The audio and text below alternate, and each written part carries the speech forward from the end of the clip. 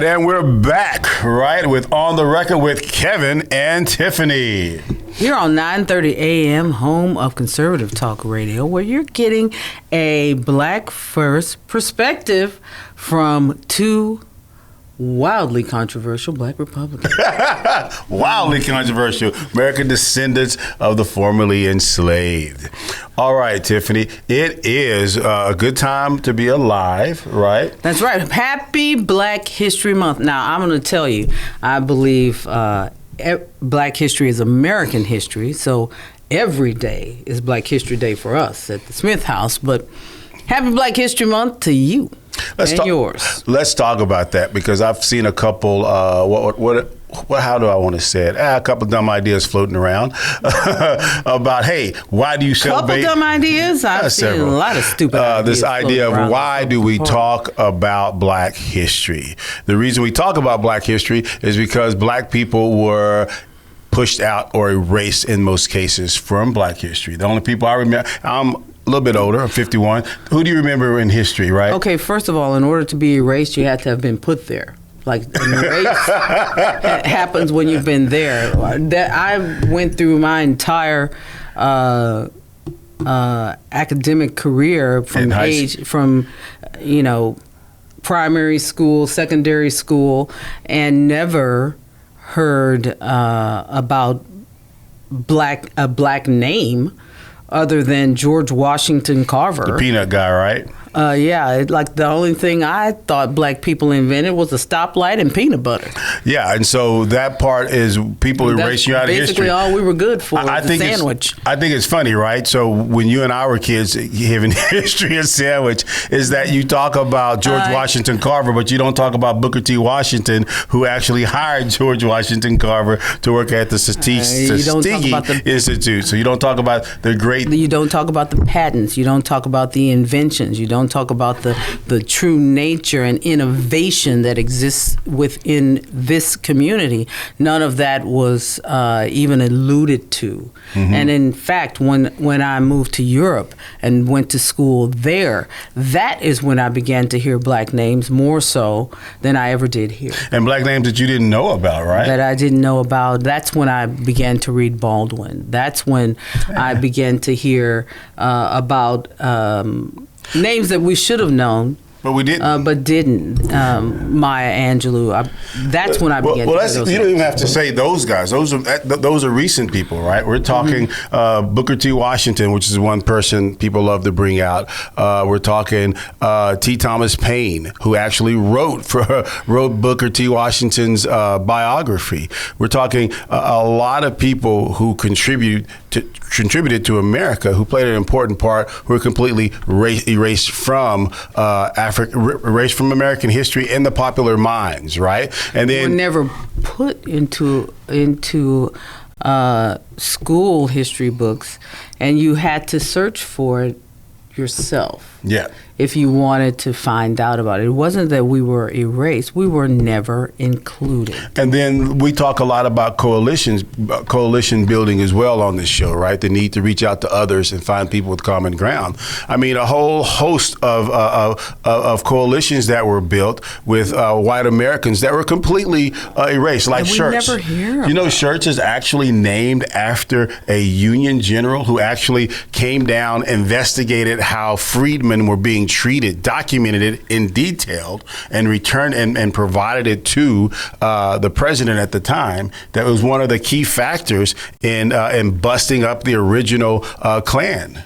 That's right there in Schertz. I mean, you don't have to go very far there, right? Mm-hmm. And then that's right in our own backyard. That is San Antonio history. That is Bexar County history. Yeah, and so when people talk about there's this, and conservatives, as conservatives, we love to talk about CRT, right? It's the boogeyman around the corner. And this is where Tiff and I, when we talk about you needing to be a B1 first in the Republican Party when you come, is to stand up to stupid ideas like this, right? So CRT, yeah, right. Really, what people are labeling these things as is when when people are bringing up issues of slavery and when we want to call slavery something else. The slaves were involuntary servants, involuntary, some BS statement like that, right? When really just tell us the history and tell us what the history is, right? As we get through it, and then tell the contributions. And that's why people have these issues, is that they, one, don't point to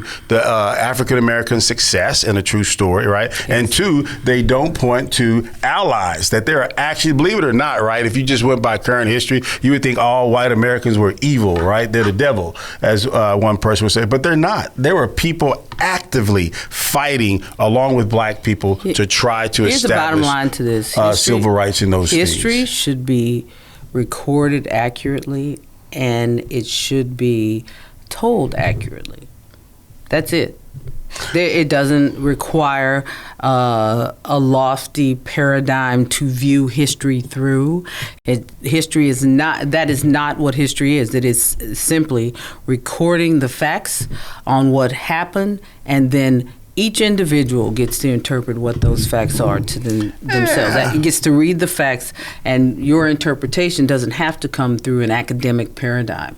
I think, but it doesn't have to. You and I are going to have a slightly disagreement with that, because I do believe on the conservative side when they say there is this wave, if you will, to make America look bad, right? And there is that. There are those people out there, you know, because I personally believe in American exceptionalism, right? It drives a lot of my thought and everything. I think we are the greatest country on the planet, and we've contributed to that greatness. Well, we don't disagree on that. Okay. I believe in American exceptionalism too. I believe we are a magnificent country, especially the fact that we're able to have disagreements.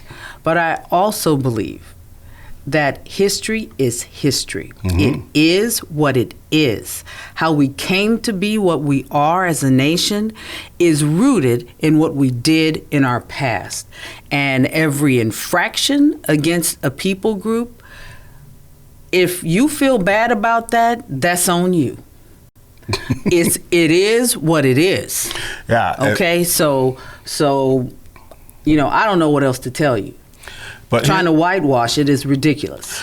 But at the same time, right? Well, let's talk. We're getting a good debate. I like this. At the same time, right? Is how do you portray the people in history? Do you portray them as victims, as overcomers, right? In our day-to-day lives, how are the people that we refer to? How do we see them? Do we see them as heroes or victims? History is history. It is not a portrayal of somebody as a victim or a portrayal of somebody as a victor. History is history. This is what happened. That's all.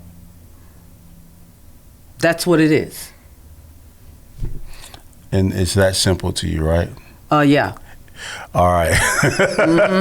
Yes. And everybody that's trying to blow smoke clouds around this, you know, I have to question like what your motives are here. Yeah, but history is often used to tell a story of how we are where we are. So people go back and they reinterpret that history. It's not used to tell a story. It is the story of how we are where we are. But what do you highlight? What do you in our day-to-day lives, right? What do we highlight about the day, right? What do we minimize about the day? And that is really the key of what's going on. So when you look at history, you look at there are things that people highlight, there are things that people downplayed. For example, right? You would have never thought that Ulysses S. Grant was one of the original civil rights presidents, right? He actually was gifted a slave, right? Which he then turned around and freed that slave. So he actually lived what he said, right? So if you didn't know that, if you didn't have to search for that, right, you would never be aware of that. So my issue is that when we're retelling the American story and people are saying, well, we're looking for American heroes, right? What they're saying, we're looking for white American heroes. They're all in history. You can find it. Ulysses S. Grant, American hero. The guy in shirts, whose shirts is named after, that's an American hero. We don't have to look far. right? So yes, history is history, right? But at the same time, when we're retelling the American story, we can highlight all of the American heroes, right? So Ulysses S. Grant, American hero. Everyone knows Lincoln, American hero, but there's all of these other people considered quote unquote radical Republicans that were American heroes, right? One of the things that most people don't bear in Booker T. mind. Washington, American hero. Questionable, right? But I like his overall style, right? The Texas Republican Party, started by black people, completely started American by black heroes. people who were later run out, right? But there are examples of American heroes everywhere in American history. And the reason we celebrate Black History Month is that you had a whole group of people completely whitewashed out of history, literally whitewashed out of history.